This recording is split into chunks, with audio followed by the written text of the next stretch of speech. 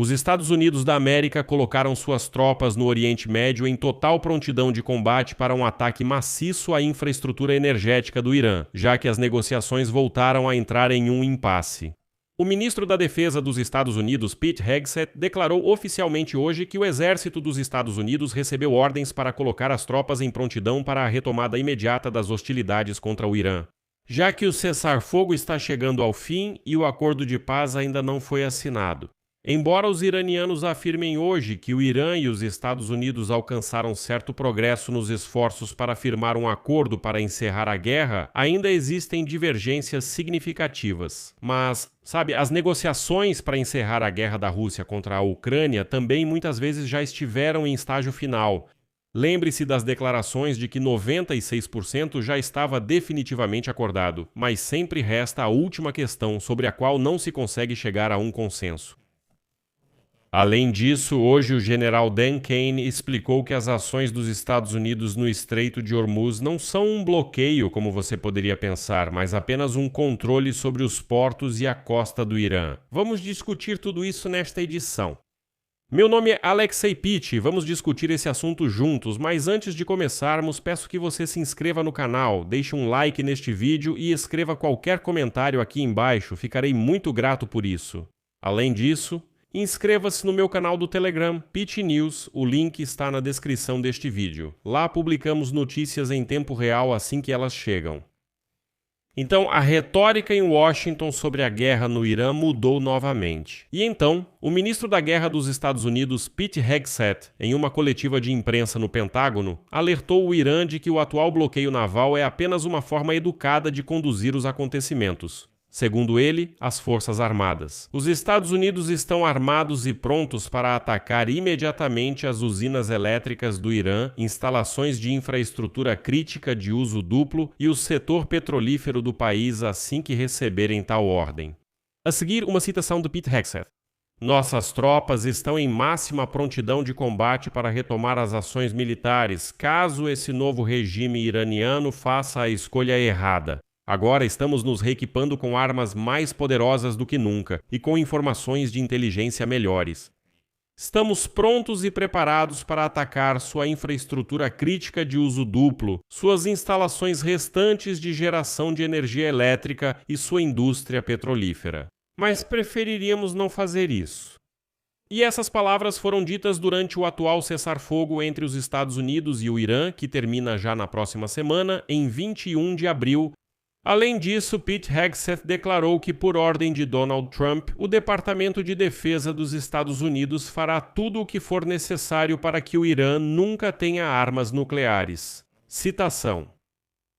Nós preferiríamos fazer isso de forma pacífica, por meio de um acordo liderado pelo nosso excelente vice-presidente e pelo grupo de negociadores. Ou podemos fazer isso da maneira difícil. Nós pedimos a esse novo regime que faça a escolha certa. Ao mesmo tempo, autoridades iranianas afirmam hoje que o Irã e os Estados Unidos supostamente alcançaram algum progresso nas condições para firmar um acordo para encerrar a guerra, mas ainda existem divergências significativas. A visita do chefe do Estado-Maior do Exército do Paquistão, Asim Munir, a Teherã ontem ajudou a reduzir as divergências em algumas questões, o que aumentou as esperanças de continuidade do cessar-fogo e retomada das negociações entre Teherã e Washington. Além disso, o jornal Israel escreve hoje o seguinte, citação. A visita do chefe do exército do Paquistão a Teherã foi eficaz na redução das divergências em algumas áreas, porém as contradições fundamentais na esfera nuclear ainda permanecem. Aumentaram as esperanças de continuação do cessar-fogo e da realização da segunda rodada de negociações.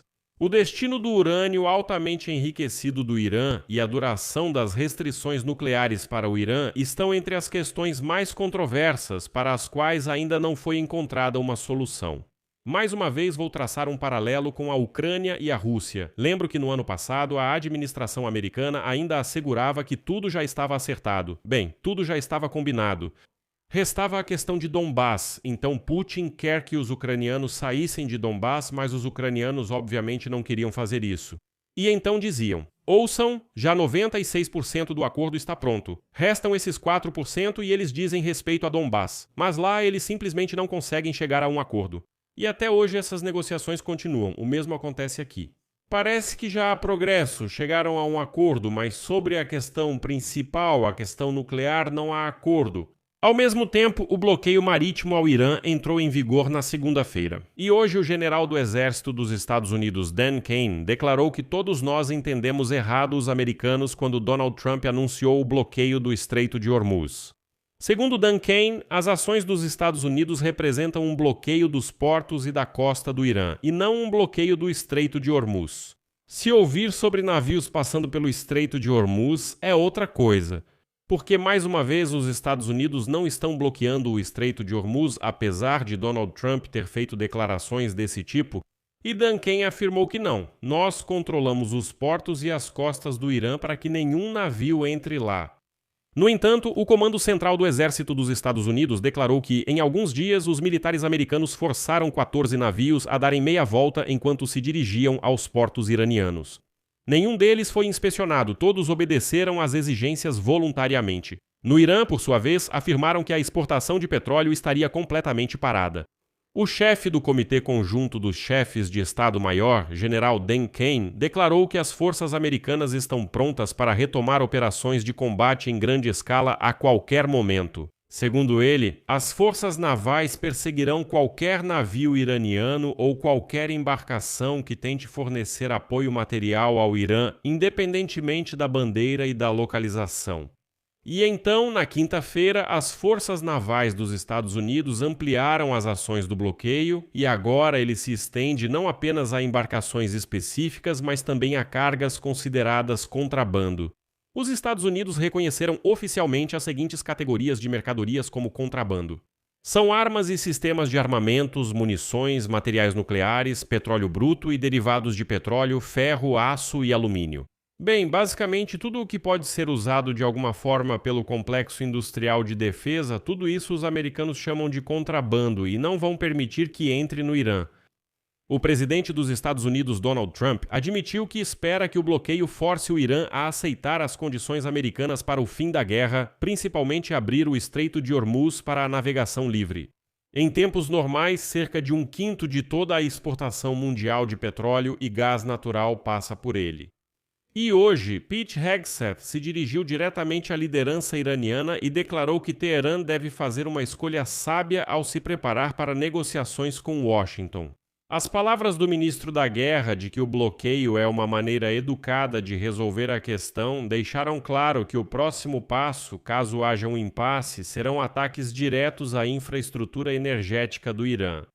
No entanto, na névoa da guerra ainda é possível perceber os contornos de um possível acordo futuro. Sabe-se que Washington propôs um acordo que suspenderia, não interromperia completamente, mas suspenderia o enriquecimento de urânio por 20 anos. O Irã quer 5 anos e, como se costuma dizer, é preciso chegar a um meio termo. Talvez haja compromissos, esta é a única solução discutida agora.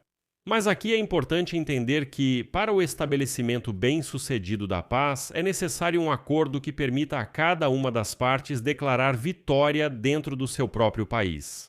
E por isso eu destaco que, mesmo que nos próximos dias seja feito algum acordo, ele será apenas um acordo preliminar. Um acordo preliminar é um acordo sobre as linhas gerais de um futuro acordo completo, não é um acordo completo, ou seja, é um documento provisório.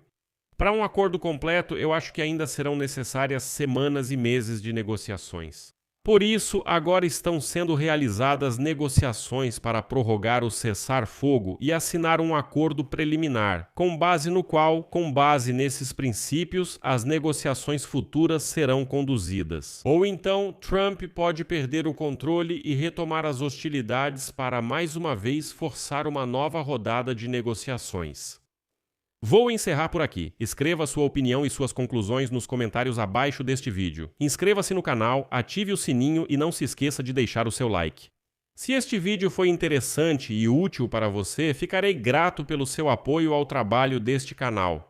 Você pode fazer isso financeiramente através de qualquer doação ou assinatura paga pelos links e dados na descrição deste vídeo ou pelo QR Code que está na sua tela. Ficarei agradecido. É isso por hoje. Cuidem-se. Tchau a todos